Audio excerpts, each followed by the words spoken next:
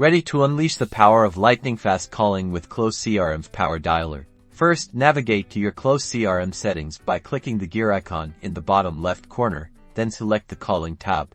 This is where all the magic happens. Scroll down until you see the Power Dialer section. You'll find a toggle that probably says Disabled. Click it to switch it to Enabled. Now, make sure you have at least one phone number connected to Close CRM. If not, click the plus icon next to phone numbers to add and verify one. Next, go back to your list of leads. Select the leads you want to include in your Power Dialer session by checking the boxes next to their names. With your leads selected, click on the Bulk Actions menu at the top of the list. Then, select Start Power Dialer.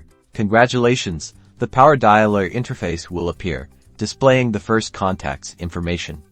You can click the Call button to initiate the call, or also set it to auto-call next if agent doesn't hang up after a call. After each call, log your call notes, disposition, and then the Power Dialer will automatically move on to the next contact in your queue. Start crushing those sales numbers.